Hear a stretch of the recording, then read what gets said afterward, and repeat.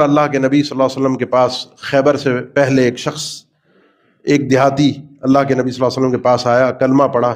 اس نے کہا اگر اجازت دیں تو ہجرت کر کے آپ کے ساتھ ہی چل پڑوں. مسند احمد میں طویل واقعہ موجود ہے اور بھی کتب حدیث میں ہے.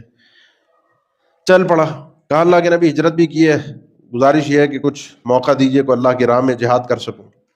خیبر میں آپ نے اپنے ساتھ لے لیا، خیبر میں لڑا، مال غنیمت آیا. اللہ کے نبی صلی اللہ علیہ وسلم نے اس کا حصہ نکلوا کر صحابی کو دیا کہ جاؤ اس کو دے دو، یہ اس کا حصہ ہے مال غنیمت میں سے. جب اس تک حصہ پہنچا، پہنچانے والے سے اس نے کہا یہ کیا ہے؟ اس کو بتایا کہ یہ تو مال غنیمت ہے، تم جہاد میں لڑے ہو اور لڑنے کے بدلے میں تمہیں یہ مال غنیمت کے طور پر ملا ہے. وہ اس مال غنیمت کو لایا، اللہ کے نبی صلی اللہ علیہ وسلم کے سامنے لا کر رکھا اور کہا کہ ما علی ھذا اتبعتک.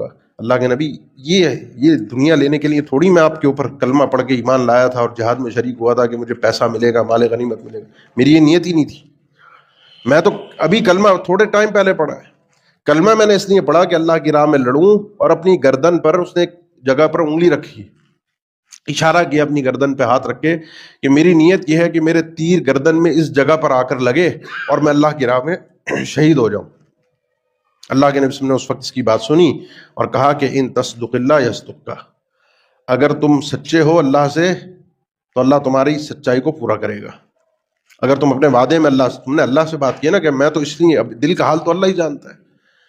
ابھی اللہ سے ایک معاہدہ ہے، اللہ سے ایک وعدہ ہے، اور یہ اللہ کا وعدہ بڑا قیمتی ہے.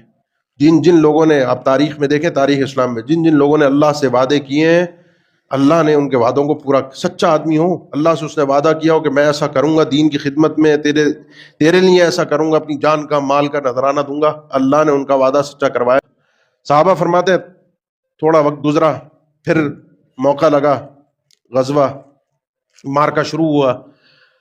نمٹنے کے بعد، فارغ ہونے کے بعد، اللہ کے نبی صلی اللہ علیہ وسلم کے سامنے ایک شخص لایا گیا جس کی گردن پہ اسی جگہ تیر تھا جس جگہ اس بندے نے اشارہ کیا تھا. آپ نے پوچھا یہ وہی آدمی ہے؟ ہوا یہ وہی ہے جس نے کہا تھا. صحابہ نے فرمایا وہی ہے.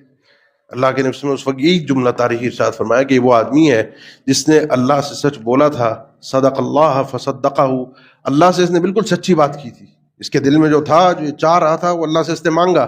اللہ نے اس کو سچا کر کے دکھایا، اللہ نے اس کو جھوٹا نہیں کروایا.